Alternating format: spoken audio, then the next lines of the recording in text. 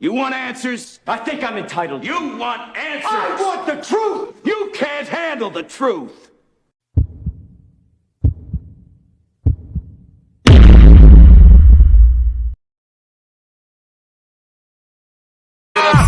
Perfections, ooh, Sin City, Montana, Coke Boys, ooh, we run the city, homie tryna keep up, ooh, they going broke, I'll finish your career, ooh, get a rope, Warning, warning, warning, warning. Dope money, ooh, That Montega, in the spot, getting dropped, ooh, that's hard labor. in the club, popping bottles, Yeah, we blowing that sour. hand for the real niggas, Rest of these niggas cowards. how you want it, How you want it? hands gun or the knife, Soon as your man see the barrel, he gon' run for his life, bullets flying. bullets flying.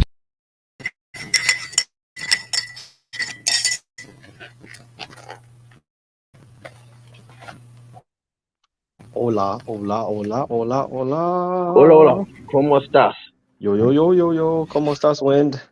Yo quiero Taco Bell. Yo quiero Bien, taco. bien. Yo quiero. Oh, Bien, ¿y tú? to go with this, ¿Cómo estás? lovely stream today, I'm gonna get my announcer voice. Let's get ready to talk Red Pill. Sorry, that could be more manly. Let's get ready to talk Red Pill.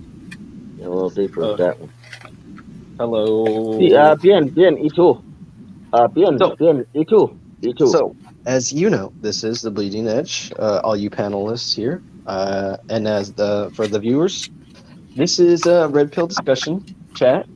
It goes about an hour of hard, just hardcore Red Pill talking. And I got here Red Pill Wind, Rifle, Mega What's Billy up? John. What's up, Rifle? Thanks for stopping by. Good to be here. So I'm kind of, I got a little bit of nap. I couldn't really sleep yesterday, but I just took a nap, so I'm relaxed. I'm doing good. How's everybody else doing? I'm doing all right. I mean, I just got out of drill, just got my teeth cleaned. I feel a lot better now. Oh, you got your You know, Really? yeah, Did like I you- said, just got my teeth cleaned. Oh, wow. Now it's like I'm just waiting to get back to my truck Monday morning. Mm-hmm. Yeah, my car got messed up, so I think Wind already knows, but I'm like in the process of getting a new car. Any Yeah. suggestions? Any suggestions, you guys? Should I get like a big, huge pickup truck and put like a Trump flag on it or something, or what should I do? I'm just trying to upset. I'm just trying to make people uncomfortable here in California. But Hey, no, look, that was a joke. That was a joke. I just got another video I just got a short that went viral. It kind of went viral. Yeah, for no. me. This stream is gonna get the subscribers for sure. All right, so, and I'm rooting for you, Win, because you got 400 subscribers, but your videos only get like what 20 views or something like that. So come on, I mean we get. Yeah, I want 400. I've got 400. You got around there. I You got around there. I don't know what's going on. I don't know what's going on with your people. But they're little flake meisters. Some flake meisters for sure. Billy, is there a theme? Because oh my God, you even put the goat on the chest plate too. Nice. Of the Megatron. Nice. Yeah, the Goticons. The goat, Deceptigoats. Yeah, for sure. Goats. Let's see, goats. Goats have those eyes that are really strange, like the alien eyes. It's almost like they're from a different. Yeah.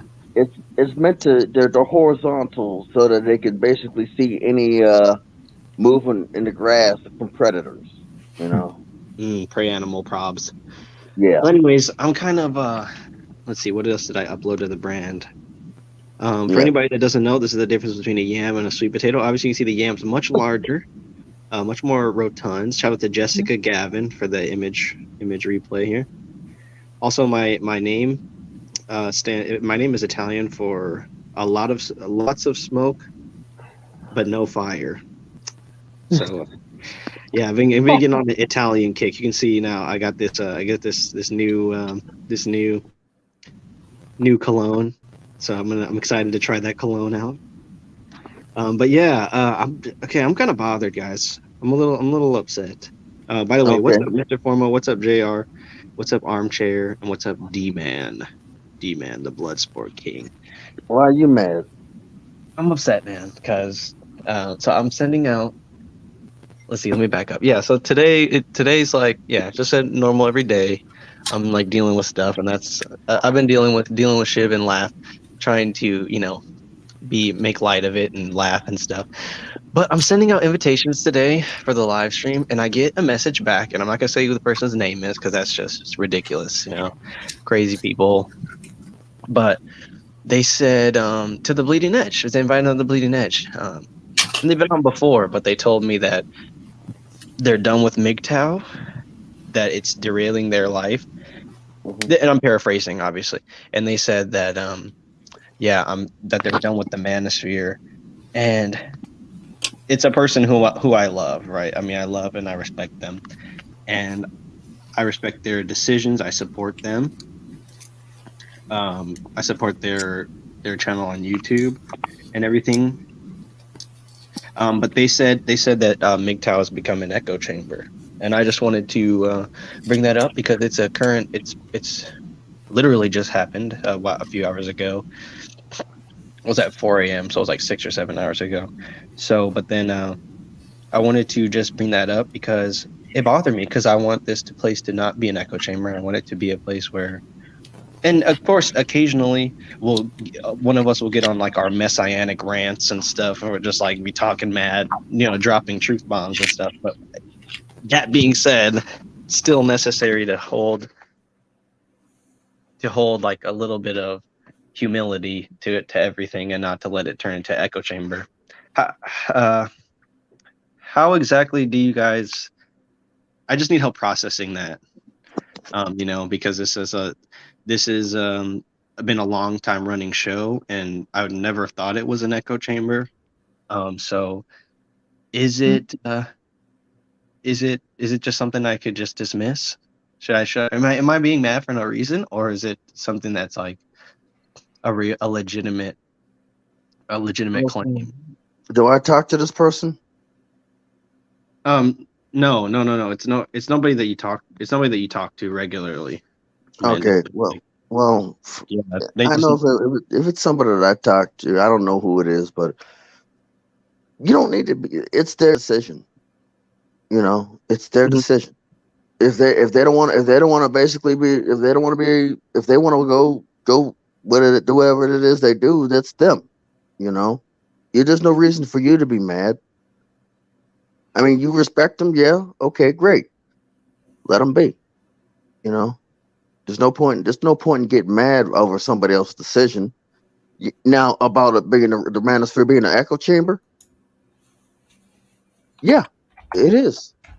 It's exact. I mean, it's just basically an echo chamber. It is an echo chamber in a sense, but at the same time, it's like it's another person's perspective of what they've seen. Mm-hmm. It's another person's perspective of what they've seen, of how they've seen, of what they've been through. There's been question. If one person, if you take a car and hit somebody, they get knocked down, knocked out, not killed, they're gonna remember that car, right? They're gonna remember that car. You take another car, the same car, going in reverse. You hit the person, they get knocked down, not killed. They're going to remember another part of that car. Now, if that same car on the road decides to do a power slide into a turn into a person, they're going to remember that car. They're going to remember that section of that car. And then you take another power slide to the opposite, they're going to remember that car. And if it just so happens that the car is sturdy enough and basically goes under, not clips the person with his drive shaft. Wait. I'm trying to. It's basically a different angle. It's a different angle. Not helping. It's a different angle of the same thing. What I just want to highlight with this story, and I don't want to start drama, but it's really just there comes a point where there comes a point where people feel like what they're investing in, they don't feel like they're getting anything out of it. So it's not like what you said. It's optional. I get that Yeah. it's optional. I just thought that the tecosphere and stuff and like what we could do in order to separate ourselves without really judging people. I think it stands for itself. I think it's something where I'll always invite this person back, but it's all about what you get out of it. So like that's the thing for me. Drama's never off the table if people get clarity, information. They get something. They get entertainment. They get a feeling that somebody who's been hiding under the radar as a creep or something gets exposed. That stuff does not go without recognition to me. It also doesn't go without Writing thing conflict off as either. drama, or writing everything off as being derailing to whatever your goal is in life. Not that anybody around me has ever mentioned that. It just seems kind of like jump. Just seems kind of like it is like, and I get what you're saying. It's a personal decision, but A it just person has to know their own goals Mhm. in order to know where they belong, where they stand in or outside of the manosphere. Right. And part of me is confronting that with just the whole situation in general. And I've been feeling myself getting busy and thinking like, oh, not bleeding edge, but just like, what else can I add to my plate without it getting too much? You know what I'm saying? Like, what else is there out there for me, and who else can I ask for help to grow and become better? And so, and then maybe that's not offered by the manosphere. I just want to kind of There are different just from degrees Yeah, that what you can get be at. looked at. So a quick answer, like yes, it can be like an echo chamber, but then so can anything else that you're spending your time visiting or um, exploring. So what do we mean by echo chamber as such? So we're talking about like repetitive themes, topics, conversations, cycles going over and over again, and it can become exhausting. Now, where a point might be being missed is that MGTOW, the philosophy, the manosphere, is not a substitute, or it shouldn't be a substitute for one's own journey, so to speak, in life. You're meant to ideally, the manosphere and the red pill and all that is meant to be sort of secondary or tertiary to who you are. You're meant to come first. So one might wonder with this person or whoever might be in this situation, because we will all experience fatigue from time to time and question like, why am I here? What am I doing this for?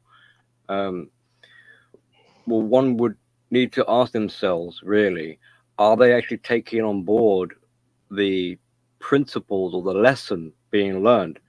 Because if they're not, then in some ways, no wonder it will be repetitive. Because in many life experiences, like let's say take relationships for example, if you don't learn the lessons, you're going to basically go out. The next person you go out with will be a repeat of the previous relationship. So no change has been made, and until you actually take on board the lesson. And another point to make will be like where your attention is being captivated, directed. So if you're looking for echoes, if you're looking for repetitive conversations and things like that, you'll have no problem.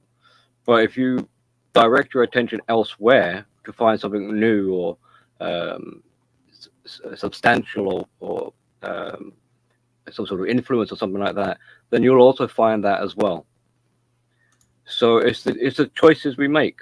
Like, do you, and likewise, one of the choices is, do you decide to walk away from it all? Yeah, Wait, I agree. Go ahead. Yeah, infamous. Well, okay. I About that. wasn't sure if Billy was done, but I was agreeing with him. And you have to think about this. All right, I got several points to make, but number one, what you learn in the manosphere is actually fairly limited if you think about it. Are you gonna, like, let's say you want to be an electrician? Are you going to learn that in the manosphere? Probably not. You're going to go to a school. You're going to do an apprenticeship. That has nothing to do with what we're talking about here in the manosphere, right? Yeah, it doesn't give you life experience. It's specialized. This is like specialized the same way as going to, electrician school. All right. And also, I'm wondering if you hadn't seen. I've told you before, but there's on BitChute you can go look up Turd Flinging Monkey, and he did. I think it's like a 5 or 6 part series called the Red Pill Grief Cycle, and the end of the grief cycle he calls something like into the wasteland, which means you might choose to, and Billy hit on this. You might choose to walk away, with your red pill,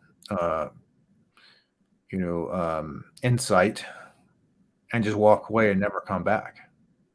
You'll be red pill. You'll have red pill awareness and all that, but you just won't be here with all of us talking about this shit. Mm-hmm. Get what I'm saying? So that person. Point. Also, this is a distraction in a way, right? If let's say you wanted to go be that electrician, this red pill shit is taking your attention away from that other goal. And I'm having the same problem. That's why I did that video, that live stream, about a week ago about leaving the Mano Swamp or whatever, taking a semi-retirement, because this stuff is actually kind of distracting from some of the goals and some of the stuff that I'm going to have going in the future. It's not that I'm turning my back on the manosphere or whatever, but I do recognize that, even though I like going after grifters and calling them out, that's taking up more of my time than it should.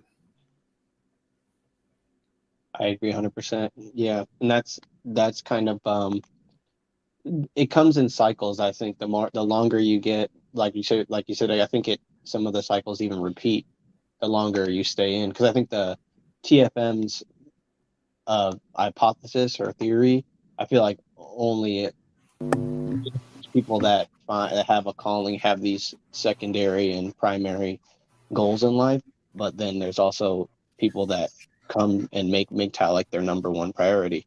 Like they turn their name to it. They self-actualize within the philosophy. That's not good. That's not good or healthy, guys. No, exactly. That's what I was going to say. Like, that's a strong point to make, because the support group, if we don't want to be holding each other's hands in a circle, singing Kumbaya, and that's the trouble with echo chambers. If people aren't careful, is no progress is made. It becomes a coping therapeutic. People might try and say it's therapeutic, but there is no intention of actually getting through that therapy, like graduating through the course and getting into the life experience and actually on your own 2 feet and walking your path. There's someone who decides to branch away. They've had enough.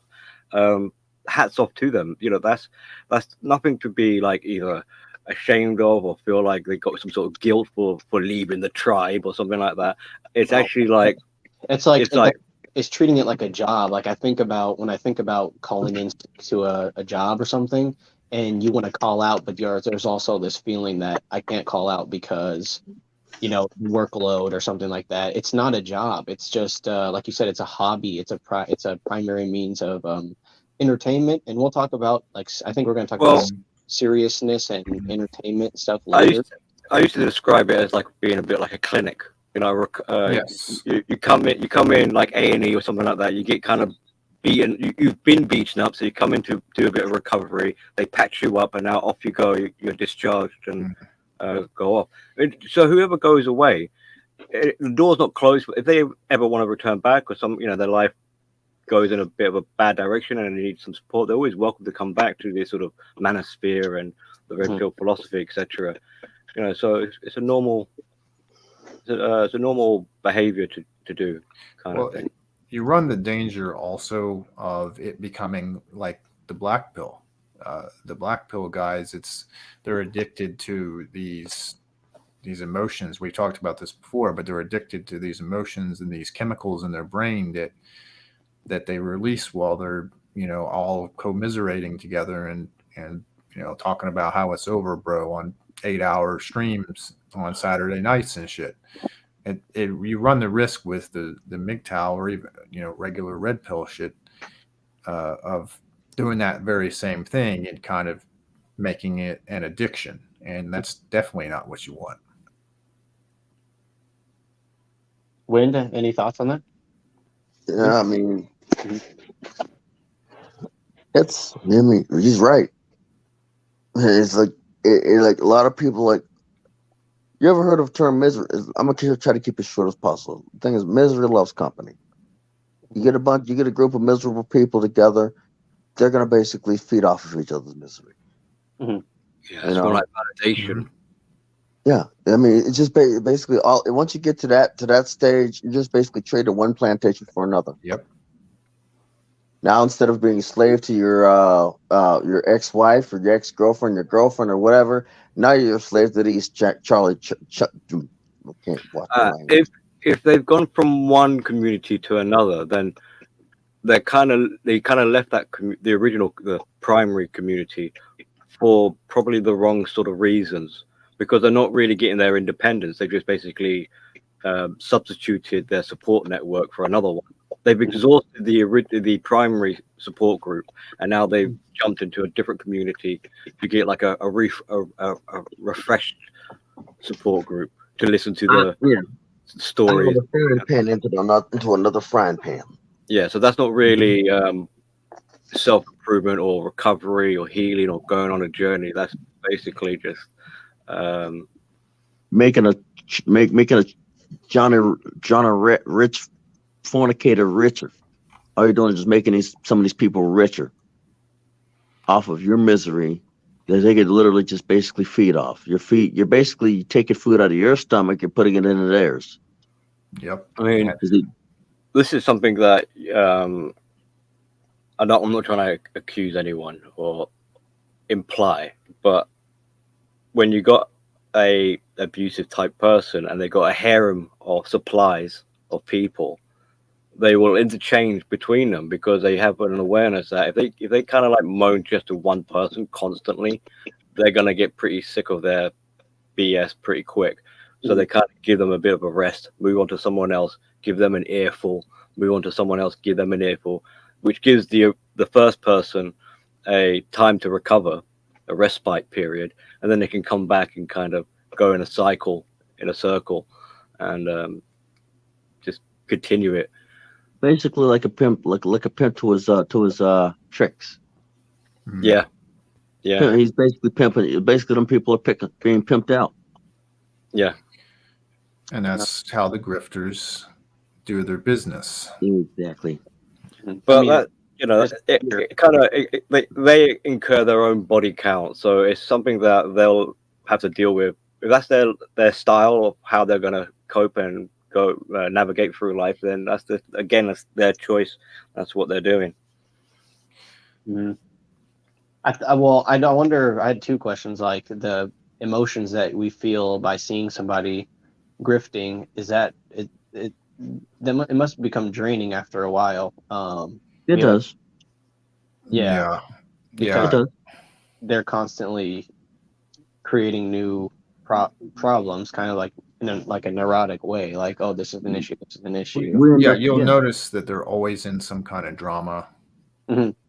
They're always starting shit with someone else for no reason. It's one thing to like, if someone says something you disagree with, it's one thing to like do a live stream and say, I disagree with this person and here's why, and like lay your argument out and stuff like that. But if you're like, if you're doing some crazy shit like the president of the Manosphere, Airfingers quotes, 21 Studios is constantly doing and ranting and raving and doing crazy shit, that's a whole nother matter than just, I disagree and here's why. That's just fucking mental illness. Look, Yeah, look. I told a full bird colonel in the Marine Corps to piss off. The president of the Manosphere ain't safe for me either. Well, he crowned himself the president. They When they decided to. because a part of my like I guess like you could say like origin story for the Manosphere is like I never really wanted to be. It's gonna sound. I mean, you know, you guys are gonna be like, oh, don't be so hard and stuff. But like with my experience with stuff, I didn't really want to be anything. Like there was not every job I had, and then when Billy said exhausting support network, I'm not sure if that's what I did, but it just seemed like I couldn't get a good foothold anywhere. And then this thing came along where it was kind of it's also just a hobbyist like Infamous Rifle. You talked about this in some of your videos before, where Mhm. there's people who have a regular job, they come home and they kind of jack into this matrix where they can figure out who's who, maybe help organize something online like a live stream, and it's Yeah. kind of part and parcel of like just socializing. And slowly along the way, as I incorporated more ideas, I start to kind of say, oh well, it's not it. Of course, my mentality wasn't good, wasn't positive before I got into the Manosphere. But what I'm noticing as things go along is that I mean, there's a lot of similarities between, I mean, the person that I was back when I was just like I didn't really want anything like a future for myself, and kind of like the dramatic behavior. It's almost like always kind of coming up with excuses on why not to do something, or and so yeah, It's a kind of the double-edged sword, though, because we're humans, so there is a need for socializing. We do need like each other and whoever is in our sort of circles, etc. Otherwise, you know, you're isolated and you'll go insane. So it takes a pretty strong mind to really walk completely like the lone wolf in life throughout and not feel like a heavy heart from it. So on the one hand, we do need communities, we do need friendships, and we do need interactions. And where it becomes somewhat traumatic if people aren't too careful with the red pill is the idea is sort of like there to help you gain a sense of self, your identity, and your esteem.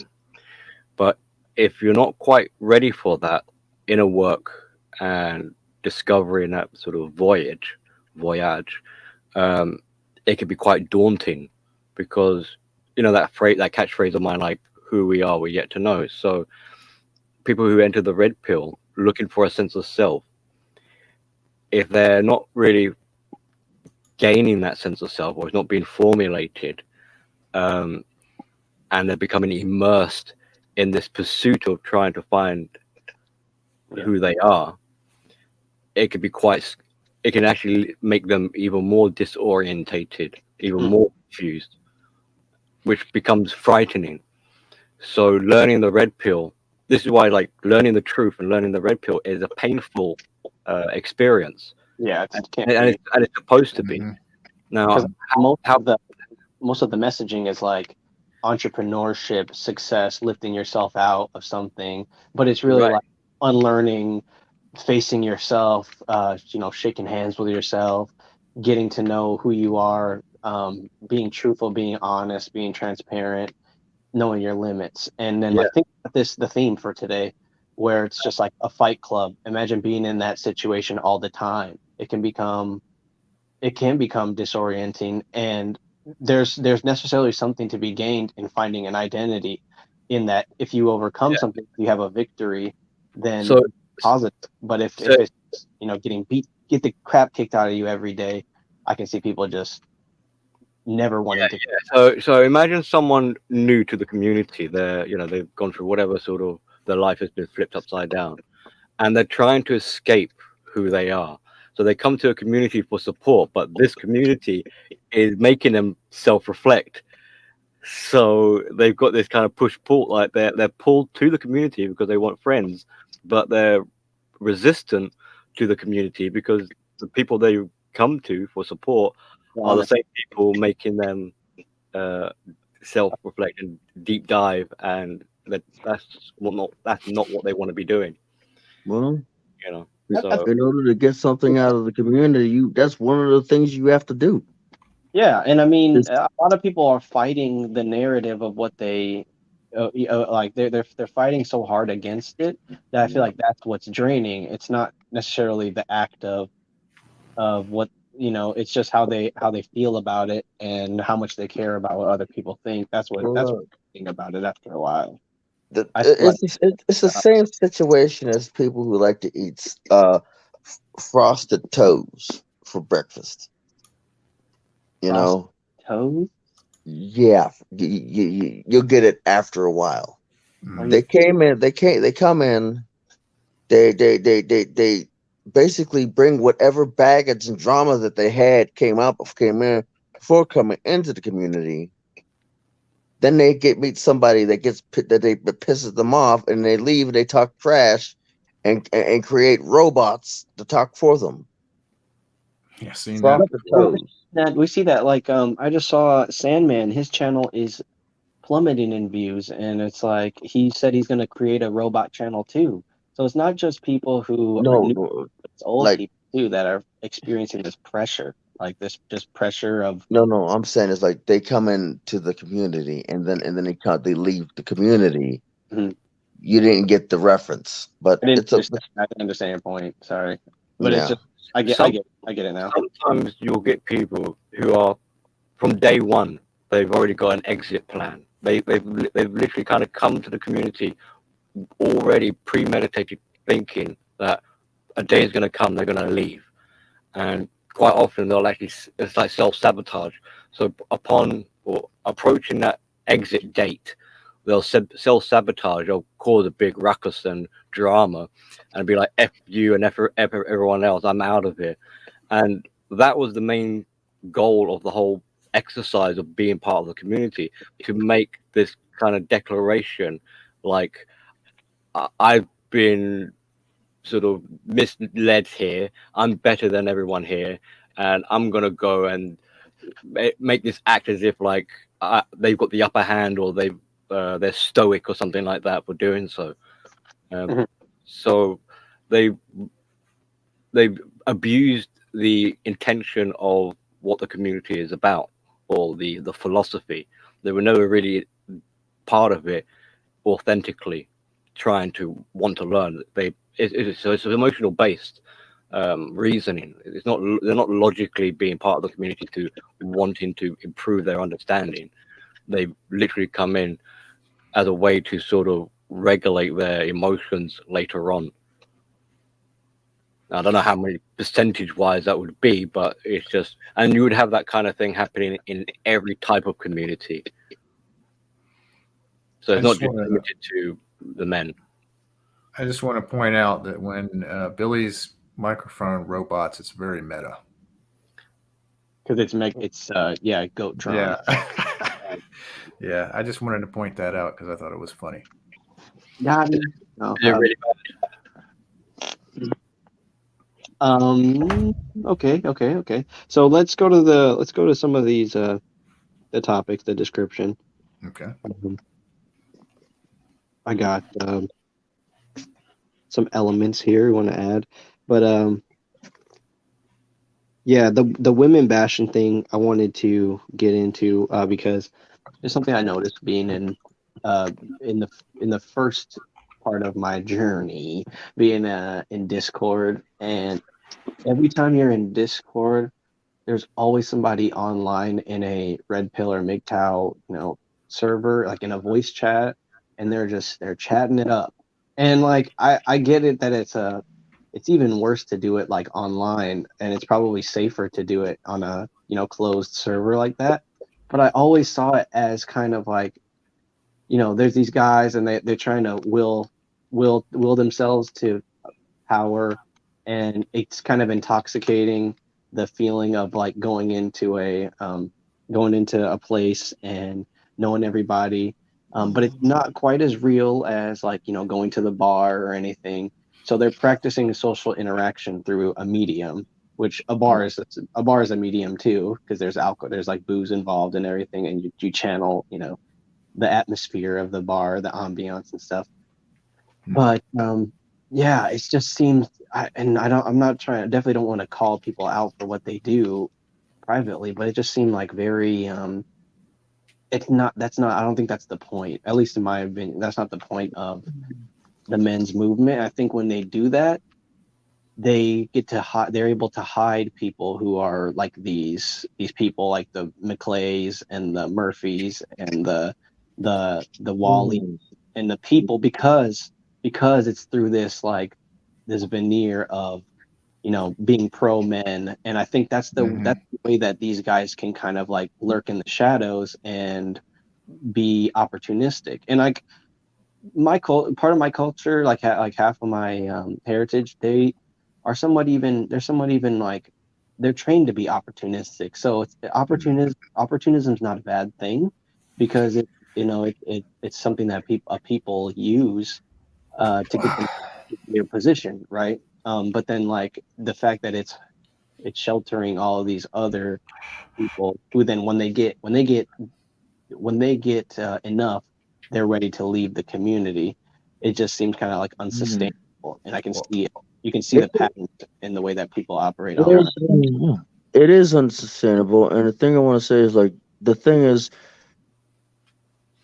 some of these men, the ones that are basically there's two things you gotta worry about. You gotta worry there's the men who generally are just generally angry at the situation that they're in.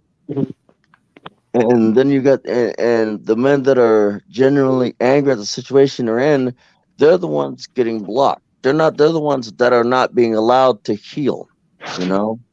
That are not allowed to recover. You know? They're the ones that are not allowed to that are not being recovered. Now when they get on YouTube when they're angry, that causes a community guideline and ends up basically making them more angry, which basically makes things worse. I'm not blaming YouTube. I'm saying that they weren't allowed to get over what drove them to the point of joining a community that has been known to that is basically dang it, I forgot what that's basically been accused that has been accused, actually really in many cases accused of being woman bashers, but at the same time you got some people that are women bashers. Yeah, they're not. It's just that behavior, kind of like how Billy's talked about the difference between people and behavior. I think that behavior allows for certain people to kind of fit in an otherwise foreign place, like a place where men hang out.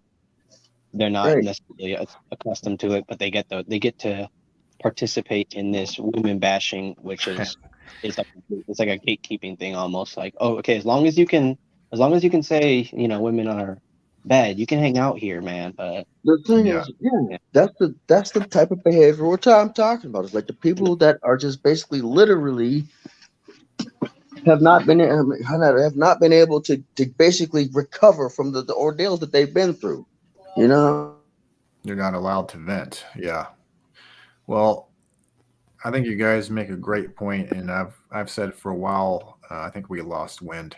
yeah, I'm here, but I'm like, Okay, cool. I You were was, kind of roboted, so I I didn't thought want my you name, DC'd. I didn't Okay, want my name shouted out, but the thing gotcha. is, like, people weren't allowed to heal. So, and then you got these people who are who are women bashers in the community, Yep. but they're the ones that get the clout.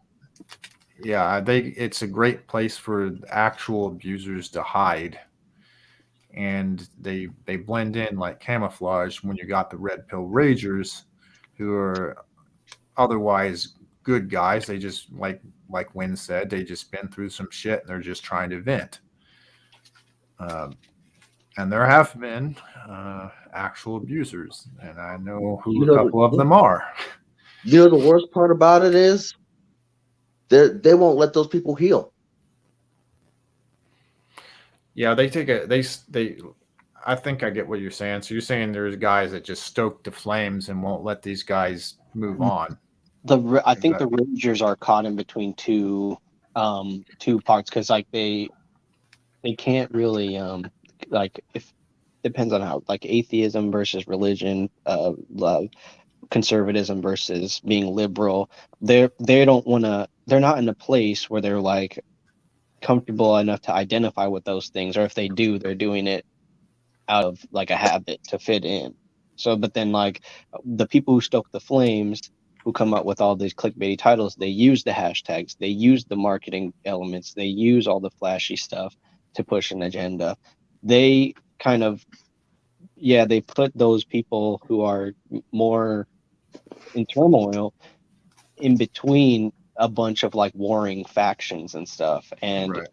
I know there's a point where, and I see a lot of posts on where people say all these problems are things that you got yourself into, and you know it's all your fault basically, and it's kind of trying to tell people to have accountability.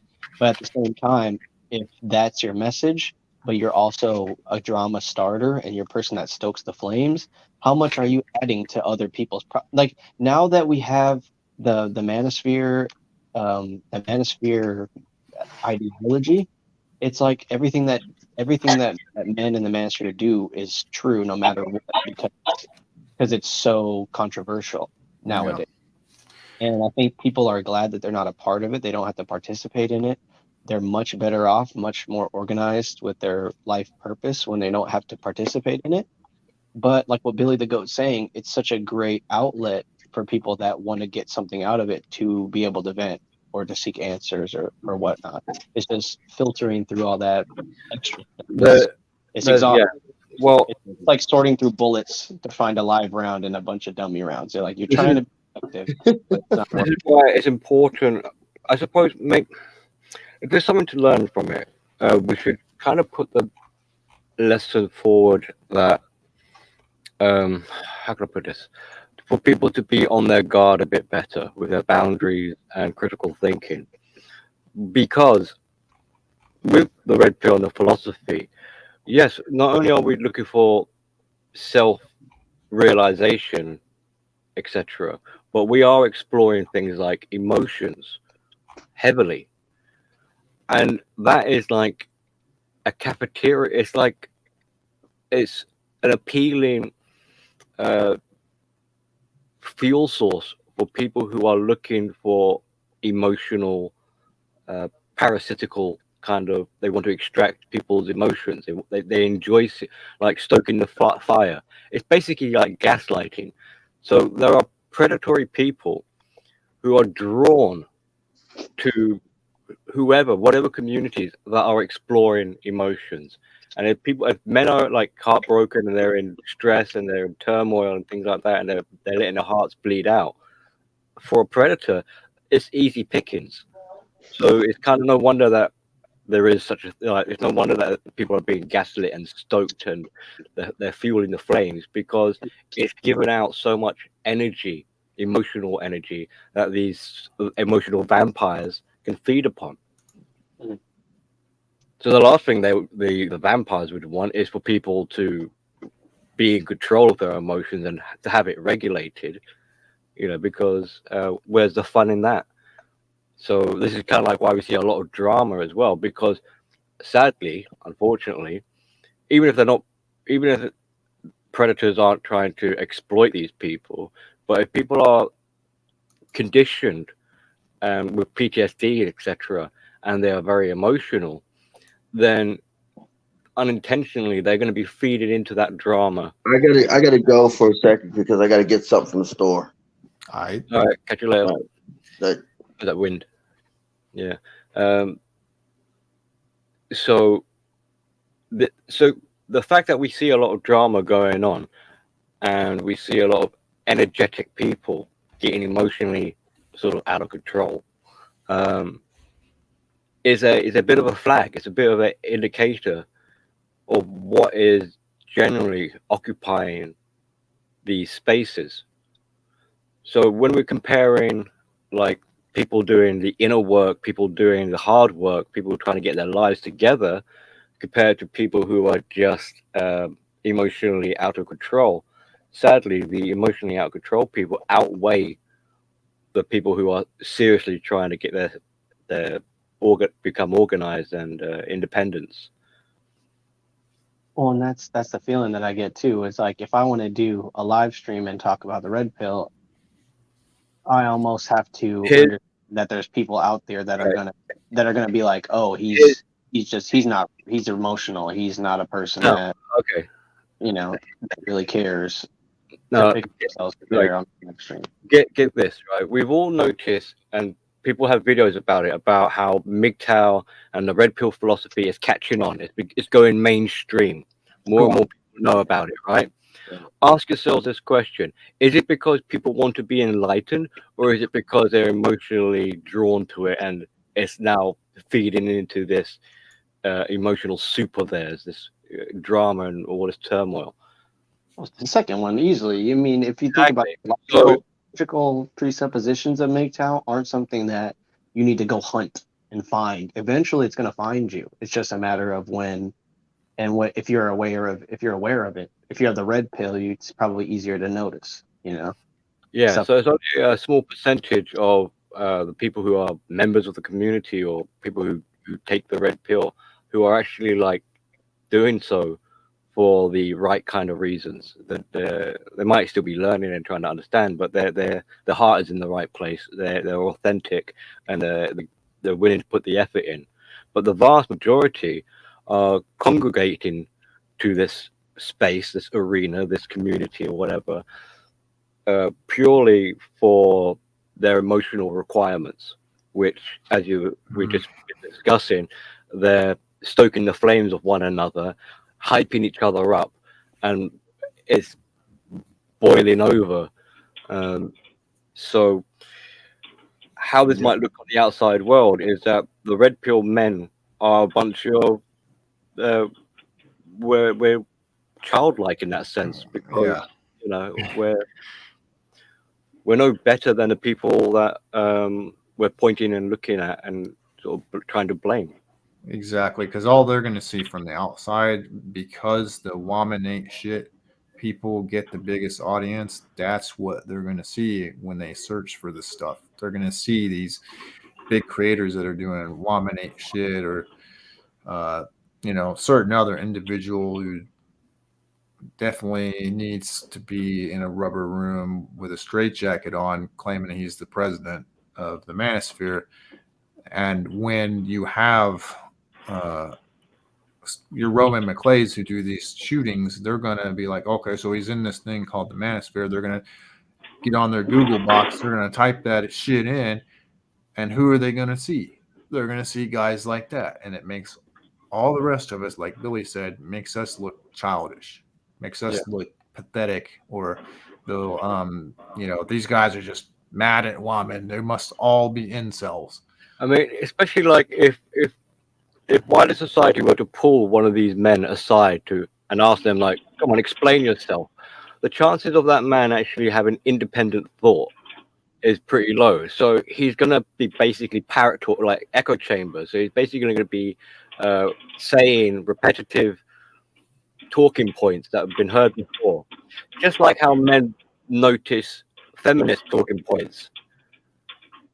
So there's not much difference there, really, just apart from the gender.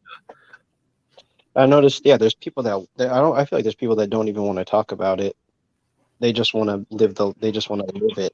And if somebody were to ask, like, oh, so why don't you do this? They try to come up with their own individual reason why, but like you do have people that just parrot the talking points. They got such a lack of sense of self. There is no independent thought there, so they got nothing else but to parrot talk. It's sad to think that amongst the red pill and the manosphere, there's a load of sheeple.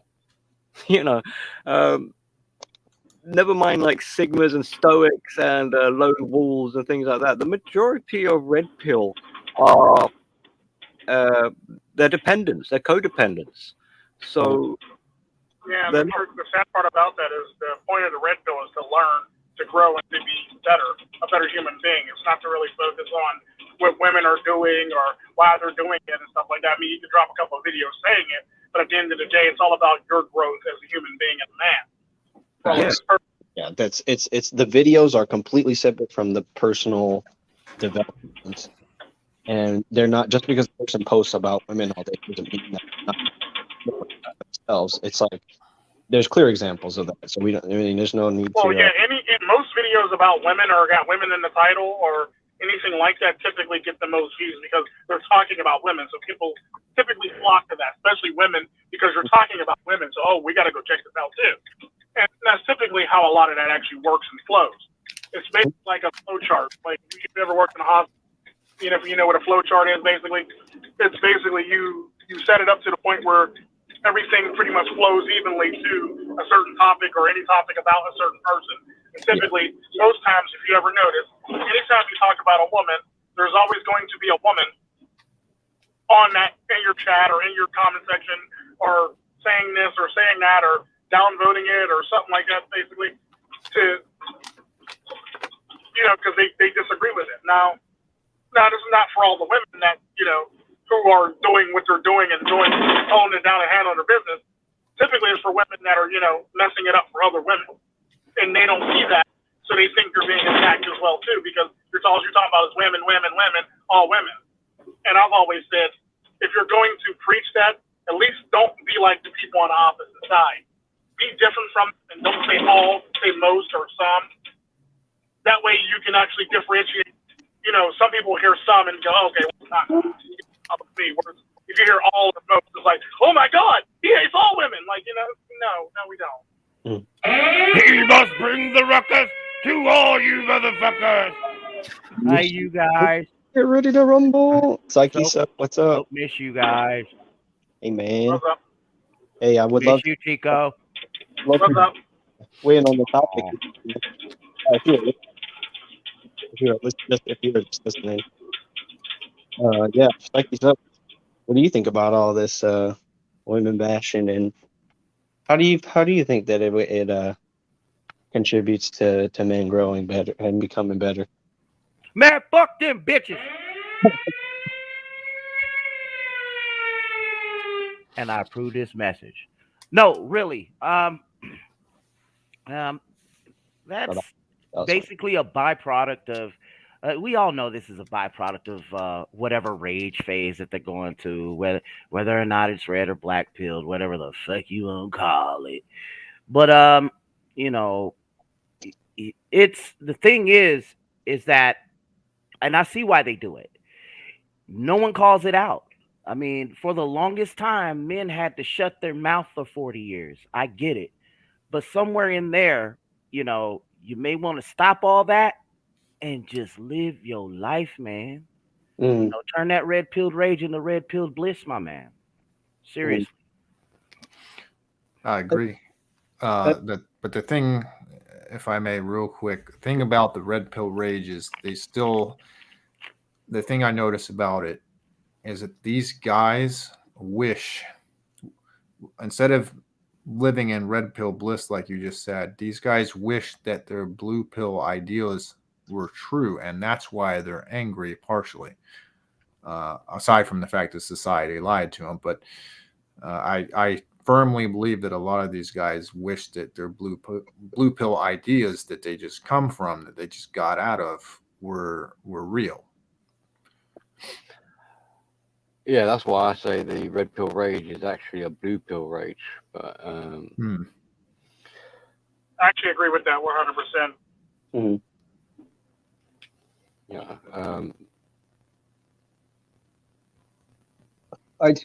I just see it as turning into a more dangerous option. Like I said, when I entered in, I didn't really have a plan for what to do with my emotions. But what I could say is, like, it wasn't necessarily like anger. Like I wasn't going to try to find something where I can pull off and swindle people the way like the help gurus would. And I'm also not at the point where I feel like anyone else needs to be punished. So in the red pill, I see it's more as like a stagnation or a imploding, whereas the blue pill, I sense more of this danger of realizing that the dream is fake, and more of a onus to like retaliate and cause harm to others. So I would agree to that point that Billy made. Also, I also think it's going back to what Psyche Soap was mentioning about the visibility of the rage. I wouldn't necessarily say that it's wrong for the kind of pro holding women accountable rhetoric to pick the most like sterile phase to get more of the views than some of the guys that are really going through it and struggling. Like, not necessarily that it's not important, but I think clinical and specialists and people who are interested in care only and not an entertainment dimension should be allowed to have access to those people. And I think YouTube is just like a phase where people kind of realize that they might need some more help, because when you come on here, the YouTube comments are not exactly as understanding as, like, say, a therapist would be. Well, the thing about it in the clinical field, we basically say it's not the anger or the rage that's the problem. It's how you utilize it and where you apply it to. That makes it a problem. Because you can be all day and nobody knows you're angry, or they might know you're angry, but you're not really utilizing or placing it or, directing it towards a certain person or a certain group of people. So you can be angry all day as long as you don't do that. There's nothing wrong with that. It's kind of like a gun. A gun is a gun. It's loaded. It up and unload, basically. So it's a concept when it comes to anger and rage. The sad part about anger and rage is it's really not that bad up until it's actually directed towards something or someone. And then it becomes a bad thing. You're talking about trigger discipline right now, basically, what you're talking about. Like knowing when and when not to use that or have. Well, it's not even about knowing when and when not to. It's basically when you apply it. Rage and anger is not a problem. It's basically nothing more than a vehicle or a vessel or a handgun, basically, depending on how you for all intents and purposes. If you utilize it wrong, you go on a mass shooting, or you go and try to rob a place or something like that, then you're You cut out. the working outlet for it, things like that, then it's good use and it's not really a bad thing, is what I'm talking about. Whereas if you go and use it in a commission of a crime, it's one of those things where it's like, now it's a problem. It's a really big problem. And if everybody else is following if you're channeling everybody else's anger and rage in the process of doing so, now you're basically getting a bunch of people who are angry and raged out to go do stupid stuff that is not necessary whatsoever. Yeah. So, but I mean, there's plenty of examples of people who use the anger to entertain, and it's kind of like, there's nothing wrong with that, right? You would say, but if they're using the anger to like get people. Anger's not a problem up until you abuse it or overuse it or use it incorrectly for any such situations, basically. Okay. So yeah. When you start using it incorrectly and using it wrong, then it's a problem. It's a really bad problem. But when you direct it towards something like I said, working out or bettering yourself or mountain climbing or anything like that, or anything to basically progressively better yourself, let it be martial arts or you name it, then you're using it properly and you're channeling it into the right direction where you need it to. But when you're channeling towards a direct person or a group of people or anything in general, then you're probably using it wrong, unless it's like, a punching bag or, doing some laps in a pool, something along the lines of that. Yeah, and on a few other little sort of technicality kind of points that you could actually add to all of that as well. If we look at anger as part of the grieving process, so it's like a stage in the steps of recovery. Now, if someone's stuck in those stages, you can't turn to them and say, like, they're a healthy individual, they've recovered. They're not there yet. So technically, they're actually in a vulnerable position. They're not sorted out. They are in dismay still. So not only could they be a danger to other people, but they can actually be a danger to themselves. So it's important, really, for people to understand their anger, process it, and move on away from it. And then hopefully with the idea that when they look back and self-reflect, they'll realize that they were a bit over the top or bombastic, and maybe feel somewhat embarrassed by their behavior. But even then, they would have the understanding. It's like, oh, well, I was acting like that because I was emotionally heightened. This is part of the anger. It's being emotionally, like too much emotions is going on, and it boils over. So yeah, like as Tico's saying, there's like different degrees of anger and ways it can be expressed and outputted. And depending on what if you've got an understanding of anger and rage or things like that, and you can kind of recognize where it's coming from, you can kind of categorize it to some degree. You can see if whether it's justified anger or whether it's just someone lashing out because they feel so frustrated with themselves. Is it a self-hating type of anger? Even though they might be blasting women, really, are they trying to shout? Are they shouting at themselves, kind of thing? So the women's side of, I mean, especially once you understand and process it all, being angry at women is not really productive in the slightest, really. It doesn't do any good for that man. You know, it's like scream all you want. Does it change your situation? Not really. She's going to carry on doing what she's going to do, and what are you doing in the meantime? So, if anything, the quicker they can kind of get past that stage, the better for them. But it's whether or not they've got the awareness that they're even doing it for those reasons, and then do they have the self-control and coping skills and maturity to get themselves out of that. But it's easier said than done. You can't just go up to someone and say, "Hey, you stop being angry and get your life together," can you? You know, there is no time frame. No, yeah. And I mean, I think that part of it is, at least from my perspective, I get a lot of because the algorithm, it presents me a lot of people that do exactly that. Or they'll say, it just seems like really basic and nondescript, kind of like just be yourself kind of advice, or just pick yourself up type thing, or when are you going to stop making excuses? But then they're saying that in a context where everybody else is not only making excuses for themselves, but making excuses for other men that potentially might have even been perpetrators of certain things.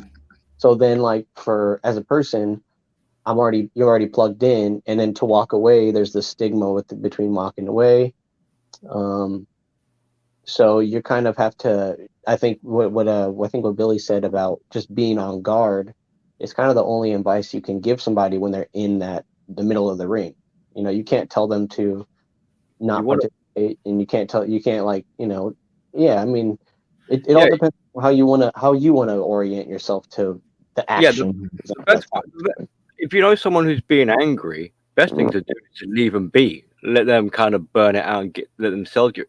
If you try to interject yourself, now you're becoming their sort of crutch, and or a referee. Now you're compromising your own safety in a way, even though you might be trying to help a friend.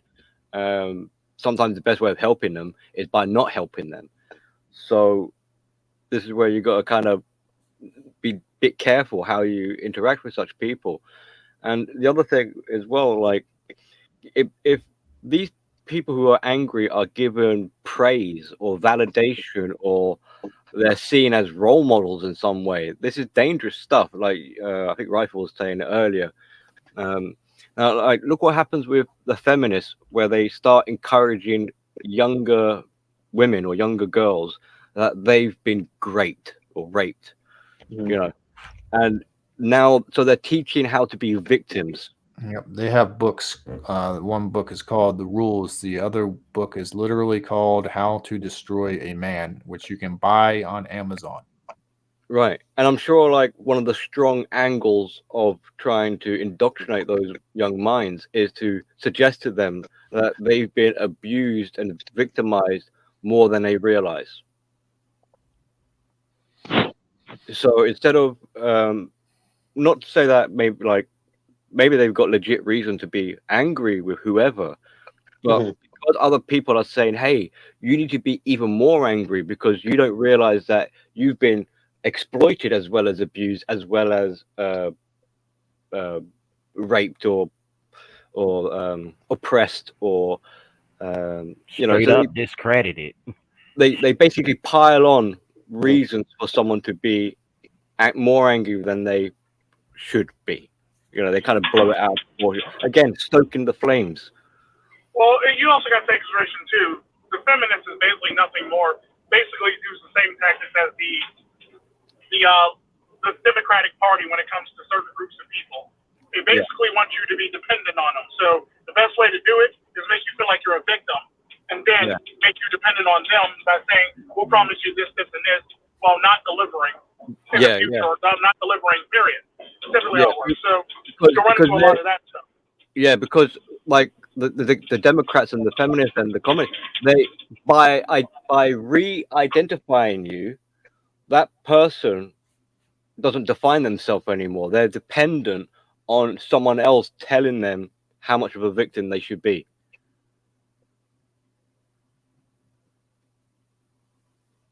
Or they're also dependent on people telling them that this group over here is the one that's treating you like this, or they're not treating you right, or they're racist, or they're oaths, or like their isms or oaths, and basically, and that's typically how they get a lot of people, because a lot of people don't really know how to think for themselves. Kind of like a lot of people in the manosphere that just run off and feel them pure emotions, and they just let it out to random people. Yeah. So this is why people who are angry and in that kind of state are vulnerable, because look how easily they could be you can hijack their mind, you could tell them who they are, and you can direct them to who to attack. They're all time bombs, all programmable. And they're being fueled by their emotion, so they are potent. They are sleeping at the wheel, like they're zombies kind of thing. They're sheep, but at the same time they're pretty deadly if you direct them, like in the right way. Didn't TFM say that turn? He says. Well, think of it like this. The best way to think of it, y'all ever see the video? What's the name of it? Clint Eastwood. It's called Gorilla. They're called the Gorillas. It's basically a band that's been rock basically mixed into it. Yeah, Bill the Funky Homo Sapien does the voice to one of them. Yeah. Like Don't stop. you see everybody, and they have no eyes and they have nothing, and it's all black where their eyes is basically. That's pretty much feminism right now. That's all feminists right now, or everybody that claims they're woke right now. At the end of the song, if you notice, after all said and done and everything said and done, they actually have eyes and they can actually think for themselves and they can actually, do things. And like they wake up basically from this dream, and then the sun is shining and this, that, and the other, and all that other great stuff. And that's typically feminists at the end when they realize that they ran out of all this time and they could have been mothers and they couldn't really have both. Yeah, I think Well, you see a lot. I got to run, so if you don't mind, I'd just like to lay something out real quick. Well, the hell with you then. You got to call early. Thanks for coming, But real quick to everybody listening, just remember, women are people. They're not subhuman. They're not objects. That yes, they are annoying with their nature, but part of being red pill is understanding their nature, and you shouldn't see it as like a detriment. The red pill should open up a new world for you, a new understanding, and you just have to find a way to live in this new world instead of being angry all the fucking time. True. All right. Facts. But All right, Thank guys. you for that. With that said, I got to run. You guys have a good stream. I'll catch you next time, probably. All right. right. Catch you later, Rifle. Godspeed. See you guys. Later. And then there were 4. Yeah, we lost Yeah, Win. but what Infamous Rifle said is it's kind of like what I made a video about a while ago when I said being mad at a female or female nature in general is like going to the lion's den and jumping over the gate in the middle of feeding time and expecting them not to eat you. Yeah. Why would you expect something that's a wild cat, despite the fact that it's in captivity, not to attack you or not to eat you? It basically comes with the territory at that point. And this is where a lot of people get angry or upset about some of this stuff. And the sad part about it is you really don't have a leg in the game to get upset about something like this, when in fact you pretty much know this about these people, and you understand this, you just have to take the red pill to do this. Yeah, I thought about. It's like where's your self accountability and responsibility? I mean, we harp on about it, but like straight away, like if they're moaning about women, it's kind of like, well, duh. They become hypocrites. You know, it's like, and rough. I'm just thinking about in the past my content, and other people, they like complain, oh, these women in the workplace such and such. It's like, well, you don't have to work there. You could start your own business. You don't have to deal with any talk back or lip or feeling guilty or feeling bad. But again, it's just I think they're confused on where to go. They're like, oh, YouTube's a great place to basically expose myself or cancel myself, because it doesn't. The sad part about that is YouTube's it's not the fact that YouTube's a great place. It's one of the few places where you can actually go, because how many men in society are actually going to tell you this information without compromising it or at least being honest? Because in real society you typically can't really do it as much or as often because you get shunned or canceled and stuff like that. Whereas online you can do it. Don't get me wrong, I've held people accountable. It don't matter what I don't care if you're a kid, I don't care if you're an animal, I don't care if you're a human being, I don't care if you're a woman. I'll hold everybody accountable. I hold my dogs accountable. So if I can hold my dogs accountable and they can be accountable for their actions, you can be accountable for your actions as a human being. And this that I have with a lot of females will say, well, F being the bigger person. The sad part about that is that's the very thought that actually got you into a lot of the messes that you got in life. Let it be male or female. Having that same mindset and being immature about it, this is why you're in the messes that you're in, because you make poor decisions on a regular basis and you wonder how you got here. A lot of times you force out good people in your life because they don't want to be involved with you or they don't want to be around you for that very reason. Yeah. Because you make poor decisions and you force them out because you're either ignorant or mean to them. Like, think about that. Mm-hmm.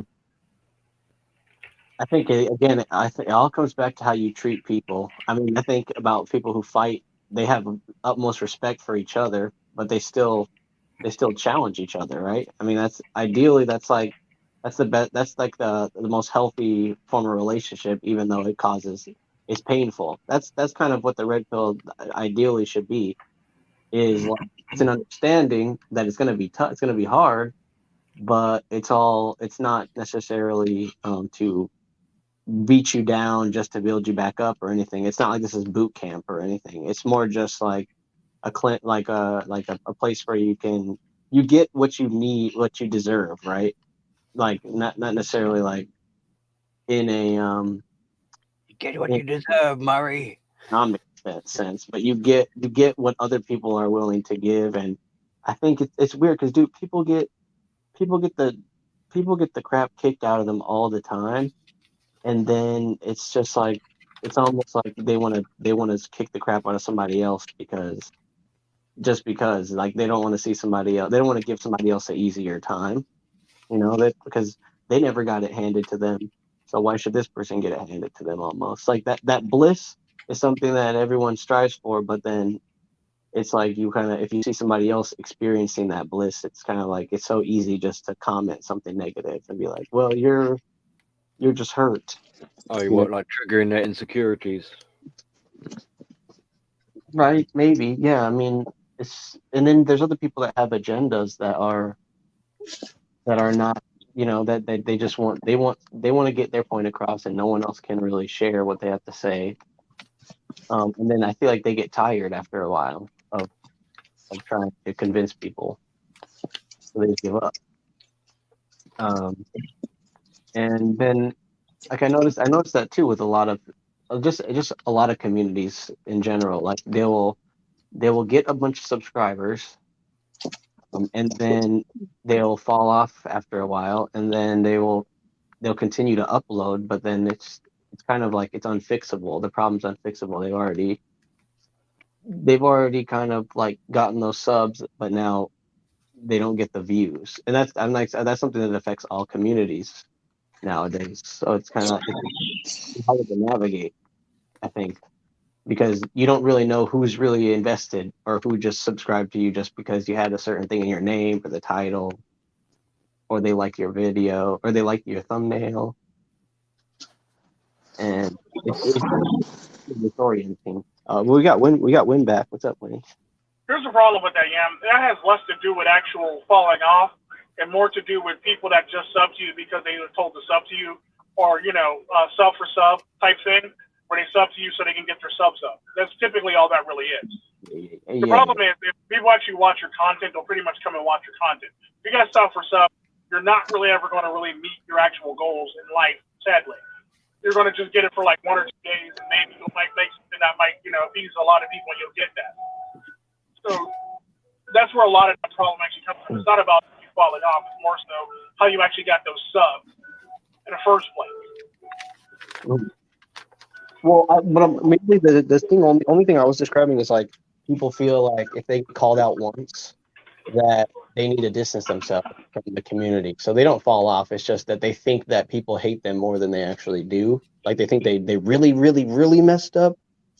When it's something that they could have just kept making content in the first place and not. Well, it's not even just them making the content. It's basically them either sticking their foot in their mouths and screwing themselves up, or like I said, the people that they got actually following them or watching them, if they're not really there for them and they're just there for the sub, then you're going to see that in the numbers. If they're there and they're actually making a content and they actually started messing up and they stuck their foot in their mouth, you're going to see that. You're going to see that in the people who watch them at the end of the day. A lot of stuff works. Yeah. And then I think that contributes to men turning against one another, right? Because it's one thing to fight and call it good and become friends, but then we're witnessing a whole nother thing where now it's just like unfixable feuds that are pretty much based on nothing, based on a lie, or based on somebody's misinterpretation of or miscommunication. Whether that's natural or whether that's like being agent or instigated or something by somebody else, it is, I think, case by case basis. But I mean, what is it? I mean, what else? I mean, is it?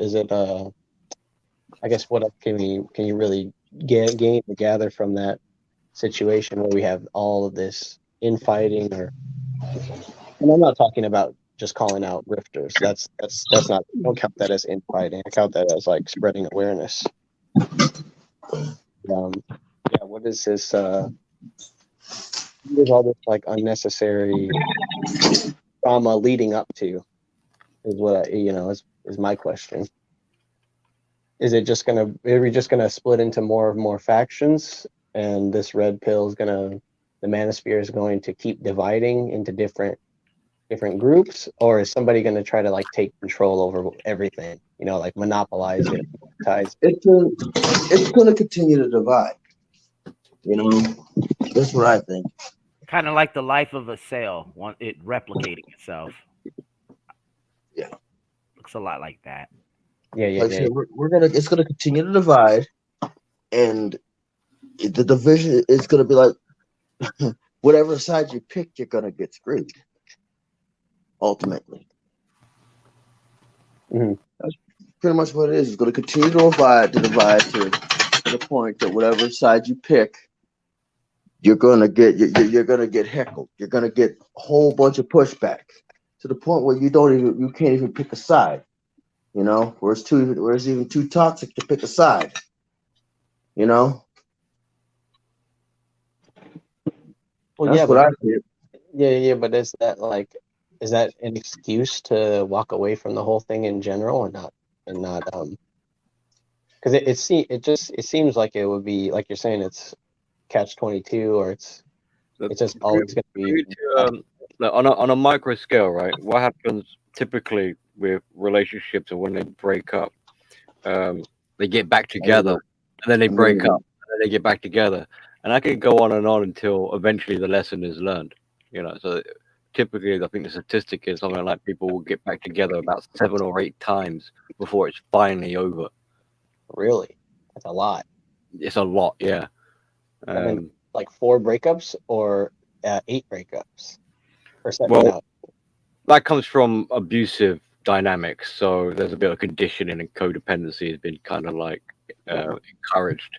So you can kind of understand why, like trauma bonding as well. So you can kind of understand why someone might continually go back to a relationship thinking it will be better the next time round, but it's actually worse.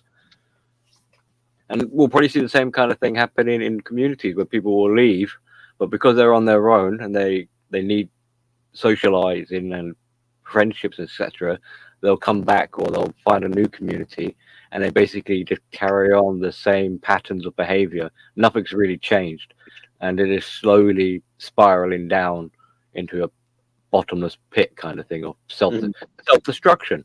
So I think of it as like when you're developing as a child. If you live in one place, it would be easier to develop that sense of like belonging as opposed to if you're moving around constantly, you know. And I think when you reemerge in a different community, you probably are more entertaining or you're more amicable because you really just want to be accepted.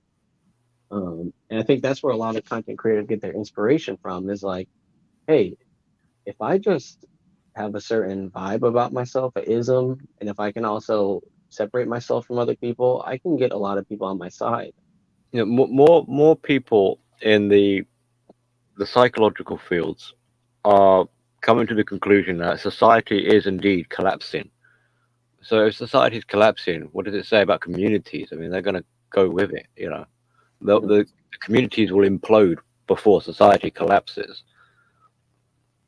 So we're seeing not only are we seeing like what they describe as mass psychosis, I call it mass regression, but either way, it's mass mental health going down. You know, it's not going good, and people are becoming more and more, even though we're supposedly connected, you know, like with internet and all the rest of it, but people are becoming more mentally isolated, and so, and also other examples or evidence to suggest this split, this break. I mean, look how men and women just can't really have relationships anymore. Men don't trust women, women don't trust men, people don't trust themselves. Yeah, that's a big one. Yeah, that's a big issue. I kind of I didn't mean to interrupt you, but it just reminded me of the when if your parents break up or if their parents fight, that's kind of like they're breaking up and they get back together again. You kind of become desensitized to it after a while. So anytime communities break up, there's no pull back. It's just, oh, that's, you know, go back into the cave or go back into the isolation.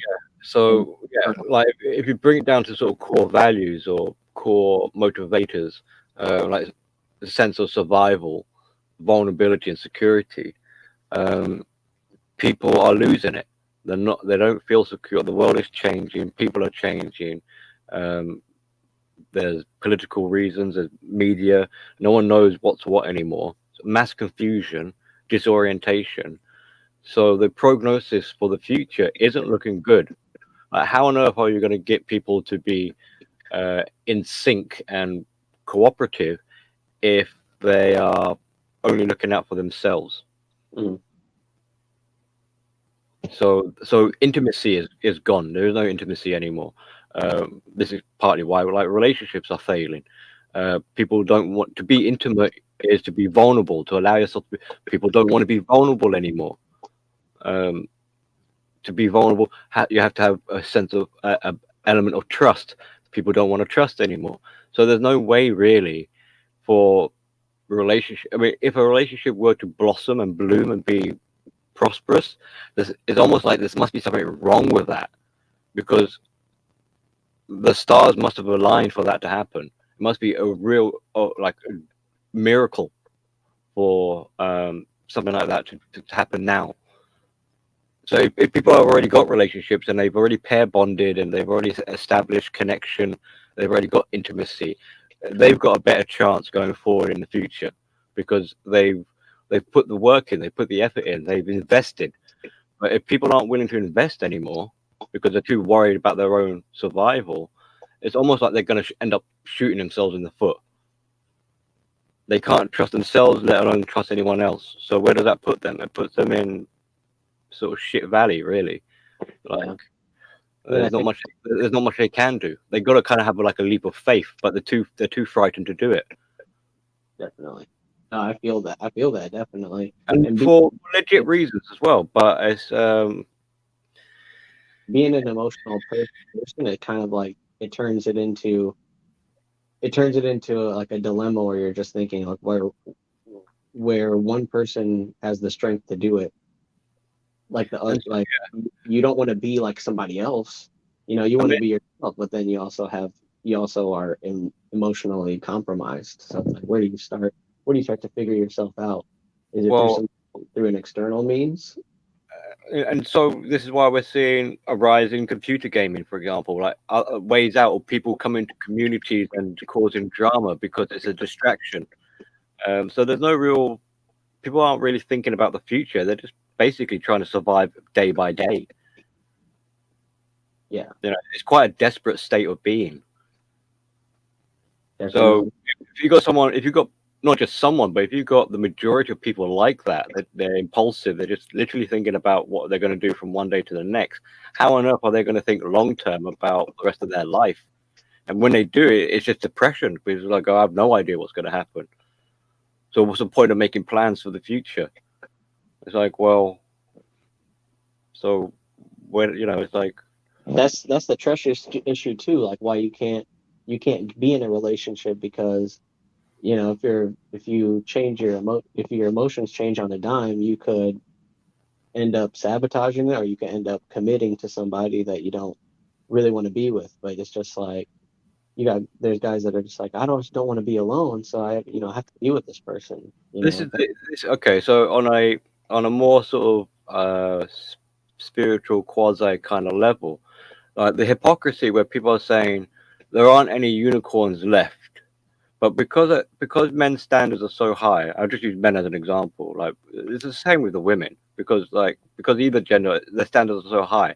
If there were to be a chance of a relationship to form, the other person would literally have to be a unicorn at this point. That's the only way it would actually, in their mind, like the idealist version of a partner, which is impossible. Like the perfect partner for this one person, it's impossible. And not only that, but who, like on a kind of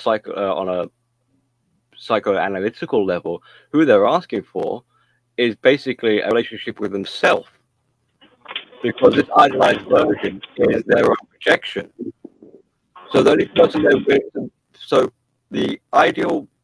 so for the man's ideal partner choice in a woman is basically himself. It's kind of homoerotic. Yeah. He basically wants to date himself, and at the same time, he can't stand. The thing about that is, like, it's not even just that, though. It's like people set the bar high, just like women. But the sad part about that is men's standards, or where they get is lower than women's by far. I will say that the preference is. My preference not to say this, but the sad part about that is typically you run into a lot of men that want like a lot of stuff that they really can't have, or some things that they can have, because the sad part about that nowadays, I mean, it's quite possible to attain a lot of this stuff because it's all easy life skills, what men ask for. Like cooking, can you cook? can you like do some decent housework or something along the lines of that? That's not really a unicorn. The sad part about that is in this day and age, because how women are trained and taught, that is unicorn status. Like I said, I once dated a woman that didn't know how to cook, and I taught her how to boil water and do everything that they needed to boil. Then I broke up with her.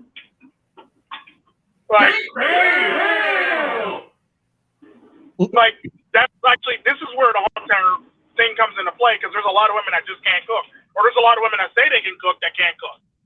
But the thing that a lot of women are having a problem with, or they're not listening to, is everybody seems to be selfish when it comes to this stuff. It's like, why do you actually need this? Explain why you actually need this or want this. Then people will understand on the opposite side. Like case in point, I've actually said this multiple times. I can't date a woman who can't cook. Well, can you cook? Yeah, I can cook. Okay, so you can cook. Okay, so what if I'm working? How are the children are being fed? Yeah. Another thing as well. You need somebody that can actually cook, because if you're not home, who's feeding the children? Who's taking care of the children? Who's teaching children morals and values and life skills? If nobody knows how to do that. Yeah, that's true. Look, in this day and age, if you want to, it's more realistic to say I want to date a demonkin that doesn't know how to cook, that's a girl that knows how to cook and can clean around the house. Like it's easier to find the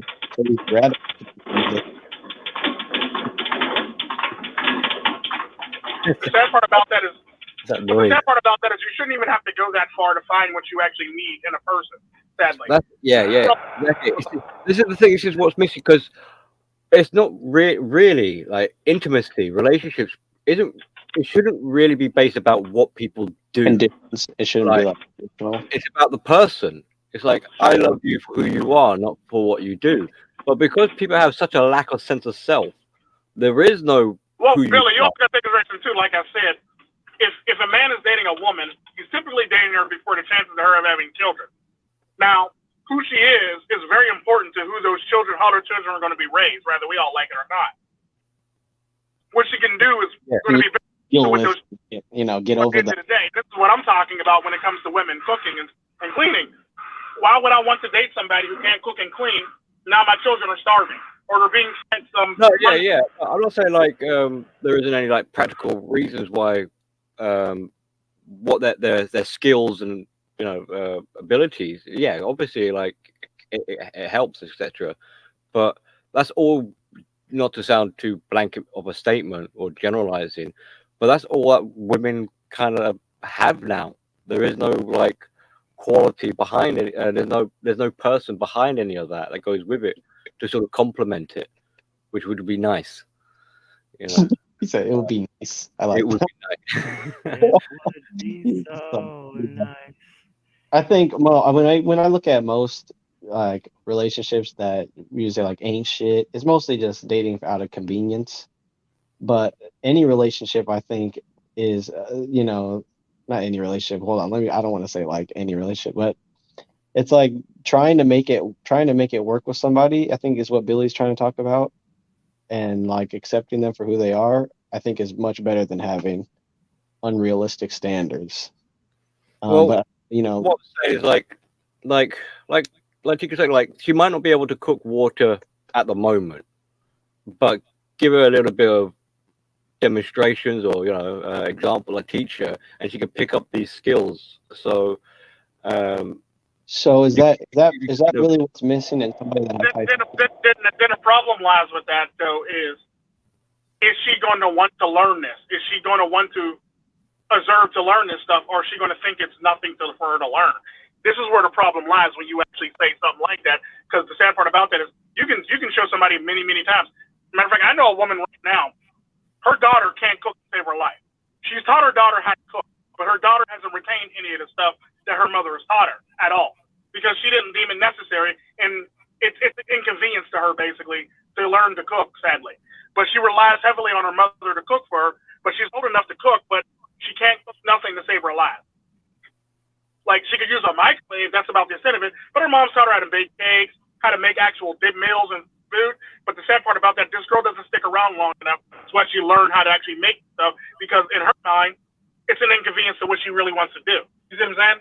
So this is where the problem lies, when you run into women like this who actually won't do anything like that, or won't take the time to learn any of this stuff, or think it's an inconvenience to what they really want to do in life. And that's the problem. Would you relate that to guys who want to work, who like have the desire to, or the standards of, I don't want to deal with such and such, but they're not willing to like start a business or learn a skill in order to get that way? Or you think that those are two different experiences? It's basically, it's kind of sort of, they're two different things kind of, but they're very similar. Mm-hmm. Like, case in point, if you don't want to work for somebody, you want to complain about it all the time, then quit and find another job, or sit there and complain about it. But the sad part about that is, I'm not finna sit around and listen to you complain about some stuff when I know you can change it and you have options to change it, basically. Mm-hmm. Why do I want to listen to somebody complain about the same thing over and over and over again? This is where that problem actually lies. Like, you can't complain about not being able to cook or never learn how to cook when you were taught to cook. The sad part about that, there's a lot of people who complain about stuff that they actually learn, but they pretend like they never learned it, or never had to teach them it as well. Yeah. So a lot of times, a lot of people do a lot of this dumb stuff to get out of doing stuff. Like, I know guys who act like they can't clean properly just so they can get out of cleaning. They're doing it on purpose, just when your wife is enough to yell at them and tell them to move. I'll do it myself. Well, they'll intentionally kind of F it up so that, you will never ask them to do it again. Although it's passive aggression. It's manipulation. That's what it is. Is that what it is? It is. They're just like, instead of telling you I expect you to clean, I'm going to try to do it and just screw it up. On purpose, yeah. Yeah. Wow. Case in point, because I'm a gracious host, I typically don't know how to tell people no sometimes. Like, people when I'm being nice and stuff like that, like if somebody needs a ride home. But if somebody over abuses it, some work during the ride home, I'll do something like I'll drift off to the left near a guardrail on purpose to scare them, so they never ask me to do it again. Hey, Tico, is we gonna be free? Is we gonna go to the Underground Railroad? Is we gonna be free? You gonna? I drift off near like a guardrail or a gorge or something like that, where I can scare the shit out of them, and they'll never ask me to ride them again. Hey, man.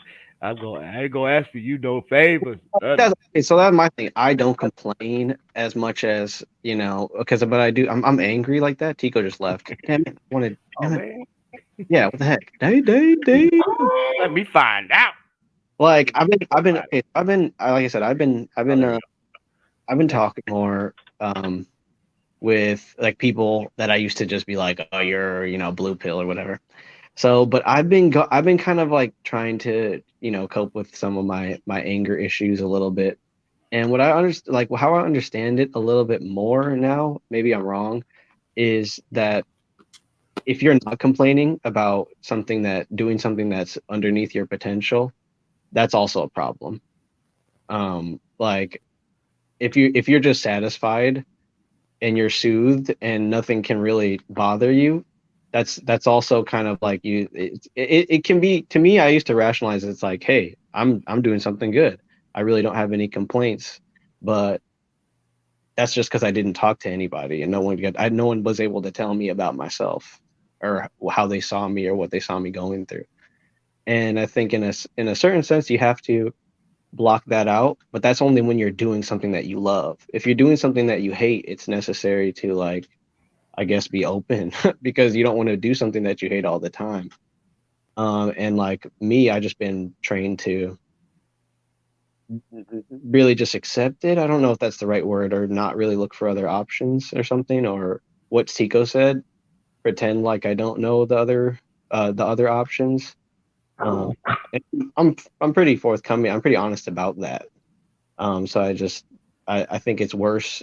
In my mind, I always think it's worse that I'm honest and that I'm aware of it, as opposed to somebody who just thinks that they're right about everything that they do. Because in something like that, I envy that person's view of themselves, because they're to them they're the shit. If I would like to think that I would like to think that I'm, the shit basically, but I am aware of what I'm doing and how much more I could be doing. But yeah, no, that's for anybody out there that's going through that, and who's young. I can just kind of see that obviously you do have to work on things, but I think your understanding as you get older start to put the pieces together.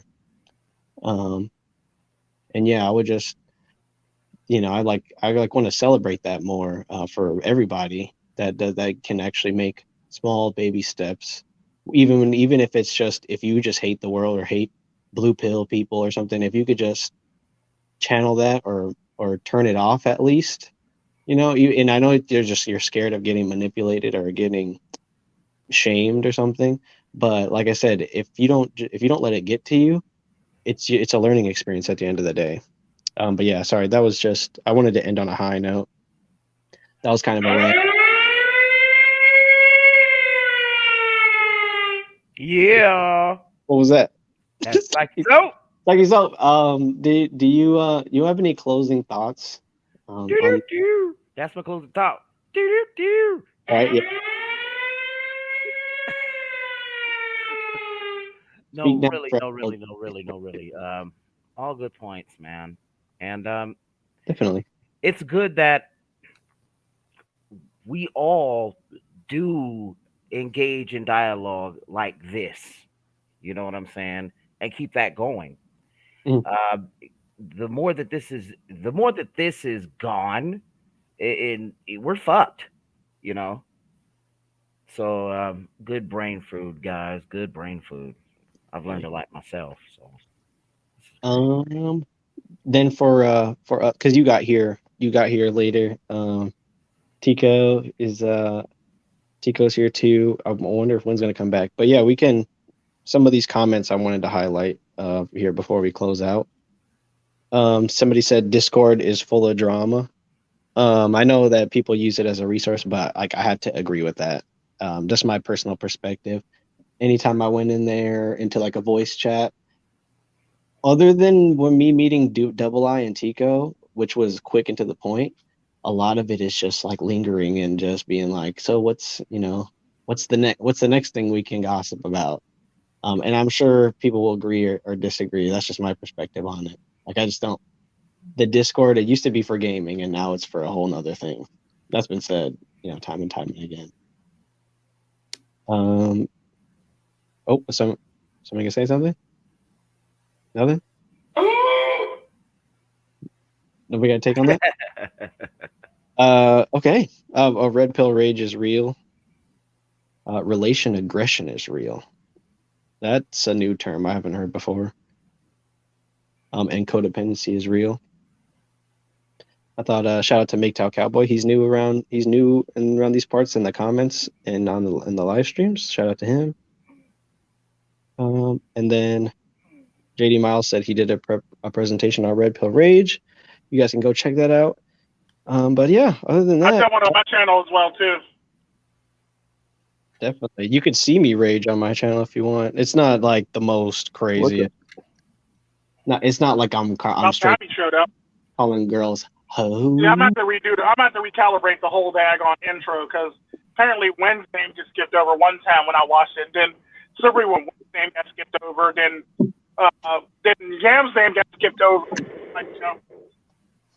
And somebody else's name got skipped over, so I got to recalibrate it and do it differently. Yes, my name is a whole ass Italian proverbs right here. So, but yeah, if you guys want to, you can catch us on our channels. My name is Baron Yam. Show them the difference between a yam and a sweet potato. Freudian slip. Oh, yeah, sure. I'll give you that. Sorry, yeah, D-Man, I messed this one. Said that much adaptation is for men in these times, cooking and cleaning, and taking care of your sons. Yeah, taking care of. You see a lot of single fathers that just holding it down. I mean, come on, you got to give it up. Round of applause. Bro, that's a yam?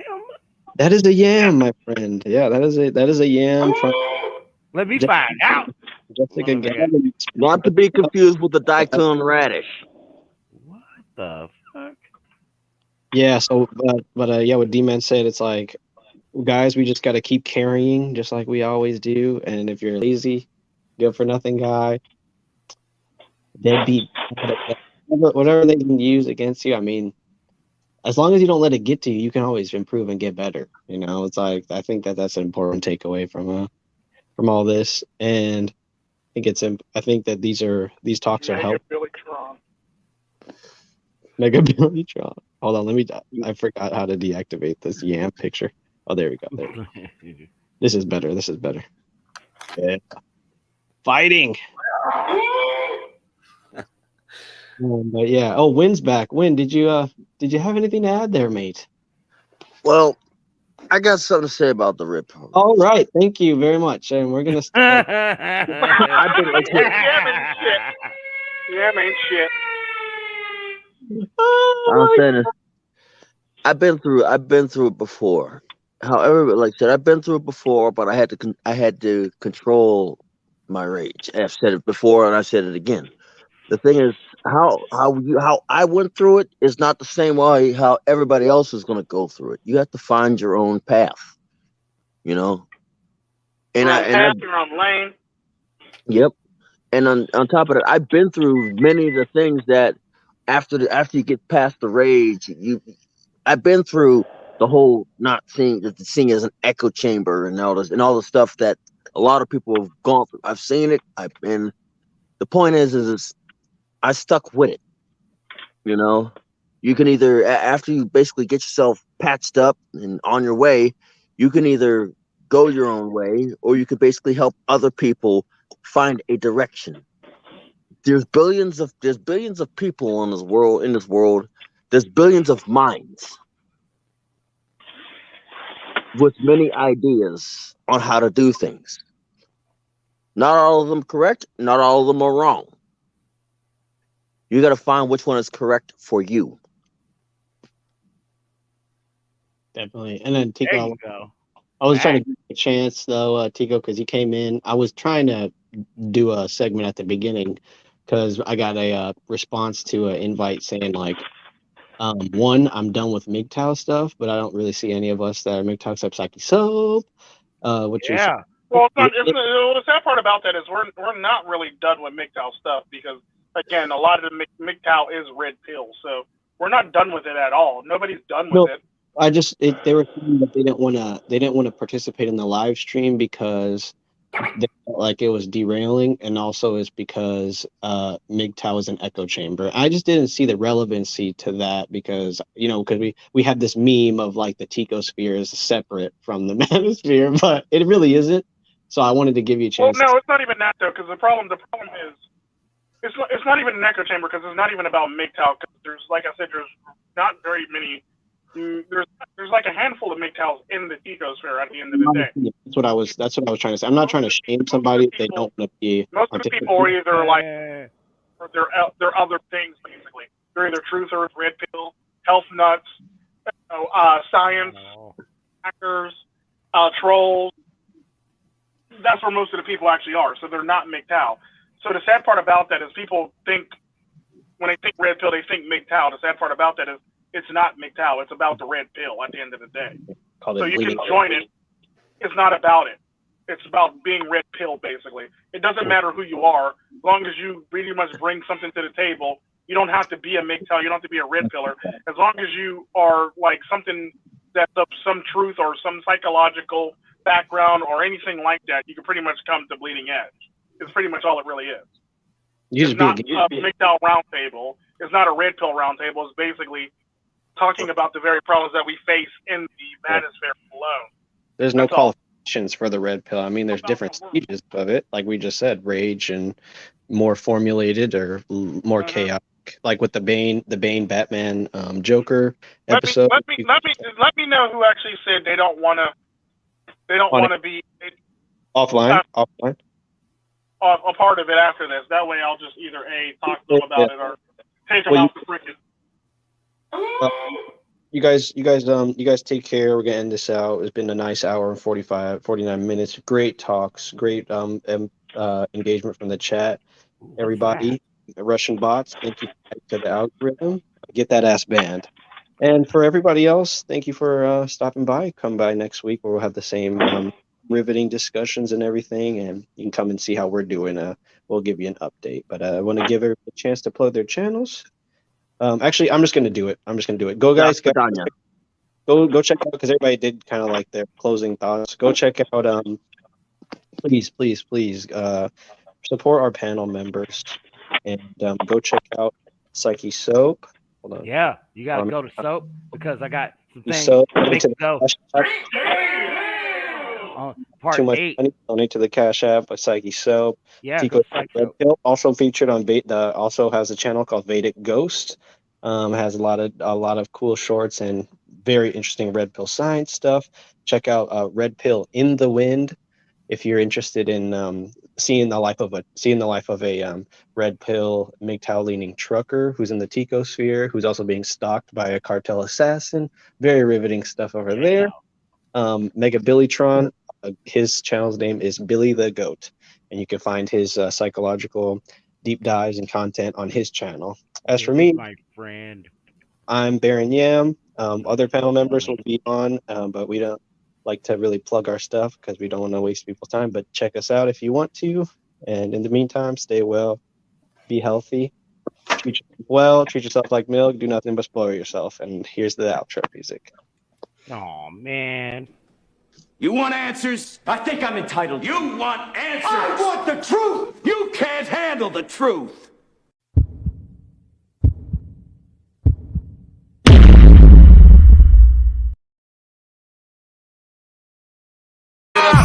Perfections, ooh, Sin City, Montana, Coke boys, ooh, we run the city, homie tryna keep up, ooh, they going broke, I'll finish your career, ooh, get a rope, Warning, warning, warning, warning. Dope money, ooh, That Montega in the spot, getting guap, ooh, that's hard labor. in the club, popping bottles, Yeah, we blowing that sour. hand for the real niggas, Rest of these niggas cowards. how you want it, How you want it? hands, gun, or the knife, Soon as your man see the barrel, he gon' run for his life, bullets flying. bullets flying.